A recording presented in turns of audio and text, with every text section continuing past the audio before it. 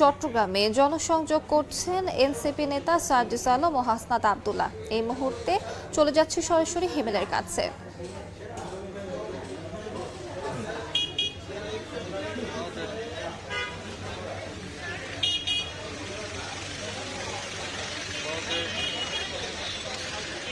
জাতীয় নাগরিক পার্টি এনসিপির যে মুখ্য সংগঠক রয়েছে সার্জিস আলম, তিনি কিন্তু উত্তরাঞ্চলের মুখ্য সংগঠক হিসেবে নীলফামারীর যে ডোমার উপজেলা রয়েছে, নীলফামারীর 6টি উপজেলায় তিনি আজকে জনসংযোগ চালাতে আসছেন। এই মুহূর্তে যদি আমি একটু আপনাদেরকে সময় সংবাদের ক্যামেরার চোখে দেখানোর চেষ্টা করি, তাহলে আজকে সকাল থেকে কিন্তু পুরো বৃষ্টি জুড়ে আসছে পুরো নীলফামারী শহরে। সেই বৃষ্টিকে উপেক্ষা করেই কিন্তু জাতীয় নাগরিক পার্টি এনসিপির যে মুখ্য সংগঠক রয়েছে সার্জিস আলম, তিনি কিন্তু এখানে স্থানীয় যারা মানুষ রয়েছে তাদের সঙ্গে কথা বলছেন, মত বিনিময় করছেন।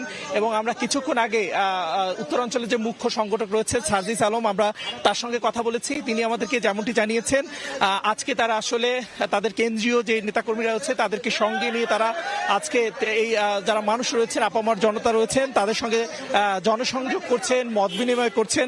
তাদের সঙ্গে আগামী দিনে যে নির্বাচনের রূপরেখা, সেই রূপরেখা নিয়ে তারা কিন্তু আসলে কথা বলছেন এবং জনগণের সঙ্গে আসলে তারা কিন্তু স্লোগানও দিচ্ছেন। আসলে জাতীয় নাগরিক পার্টির পক্ষ থেকে স্লোগান দেয়া হচ্ছে এবং তাদেরকে বিভিন্ন বিষয়ে আসলে সামনের দিনগুলোতে কিভাবে দেশকে এগিয়ে নিয়ে যাওয়া যায় সেই লক্ষ্যে কিন্তু তারা কথা বলছেন। এই মুহূর্তে কিন্তু আমরা দেখতে পাচ্ছি যে সার্জিস, যে উত্তরাঞ্চলের মুখ্য সংগঠক সার্জিস আলম জাতীয় নাগরিক পার্টির, সে কিন্তু এই মুহূর্তে মত বিনিময় করছেন যারা এখানে ডোমারের যে হাজি করিম মালিম ডিবি রোড যেটি রয়েছে সেই ডোমারে, সেখানে সাধারণ যারা জনতা রয়েছেন, মার্কেটের ব্যবসায়ী রয়েছেন, সবার সঙ্গে কথা বলছেন, মত বিনিময় করছেন। এবং তার সঙ্গে রয়েছেন কিন্তু স্থানীয় যে নেতাকর্মীরা রয়েছে তারা কিন্তু রয়েছেন। এবং আগামী দিনের আসলে নির্বাচনের রূপরেখা থেকে শুরু করে সবকিছু নিয়ে কিন্তু সাধারণ মানুষের সঙ্গে তিনি কথা বলছেন।